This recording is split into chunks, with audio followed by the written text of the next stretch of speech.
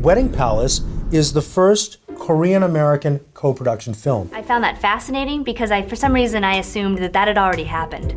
During production, we really didn't have enough money to do dailies every day. We'll talk a little bit about some of the challenges making this film. Do you want to talk about that? Do we have all night? I would be told, like right before I was about to roll, if we don't have $15,000 by tomorrow, we're shutting down. There was always a threat of like, oh my God, that money didn't clear from the bank, or did we get that money in? I had no idea any of this was going on. When Grandma says, wait, everybody's gonna do a spin around, you have to like keep up this appearance that everything is okay. Christine was basically being like national security. For national security reasons, she has to keep quiet and put on a face. Jason! Yeah, Jason. Right. The last thing you want to do is create any type of uncertainty with the actors. If we had any wind of this, I'm sure that our performances would have been affected because our hearts are in this. Not finishing the film was never an option. It was a pretty ambitious project to be on a shoestring budget. We just couldn't get to everything. Okay, let's do it again. Action! Having finished the LA production, we completely ran out of money. No money in the bank. No money in the bank. Decisions were made due to time constraints, and a lot of the scenes got pushed to Korea. Action!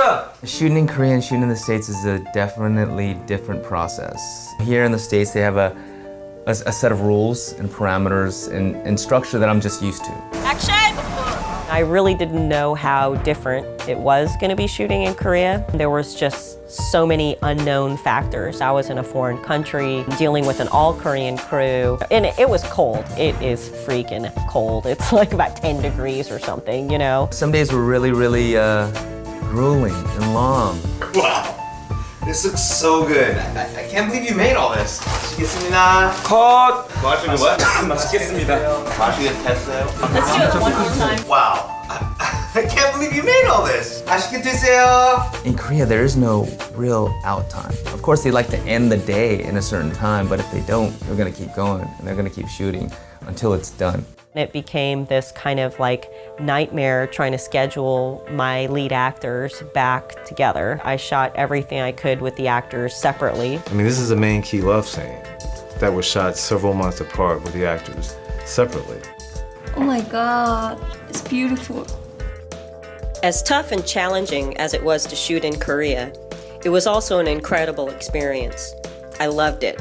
The crew's attention to detail, the art department, they painted every picture you see in the frame. They handcrafted all the lighting fixtures. They even grew the plants. When I went to Korea, I was pleasantly surprised the passion that they have, the hard work, the dedication. You know, you have to be passionate about the project, and that's what they had. What I liked most about shooting in Korea was not just their professional excellence, but also the whole family vibe of the crew. And true to family, sometimes you don't always get along. In fact, that was the case with my first assistant director, Kai-Eun Cho. When we first met, we didn't always understand each other. I think because we were both culturally trapped in our own country's ways. I didn't get what he was doing, and he didn't get what I was doing. Because the filmmaking systems in the US and Korea are just different. But by the end of it, we developed our own way of communicating, and I could rely on him like family. In fact, when it all ended, he was promoted to the associate producer of the entire project. And see, that's the power and the universality of filmmaking. I think shooting in Korea, it was an incredible experience. I learned a lot from them, and they learned a lot from me.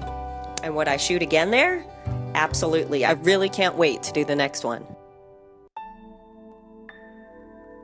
She tried to make it the best movie that she could make with the resources available to her, and she's been on it for years. The cinematographer, Ernest Holtzman, would come up and say, oh, this is some great stuff. This is going to be a great film. We feel very blessed to have ended this movie here with all of you. A lot of people would stop. A lot of people would quit. She continued on and persevered through everything that she was going through, and has an incredibly fun and enjoyable movie, and that says a lot, especially for a first-time director. Thank you, thank you, thank you! You guys are the best! We went into the project with a belief that if you tell a good story, you know, people will enjoy it. If I did not 100% believe that this story could make people feel happy, I don't know why I would be doing this because it's really an insane process.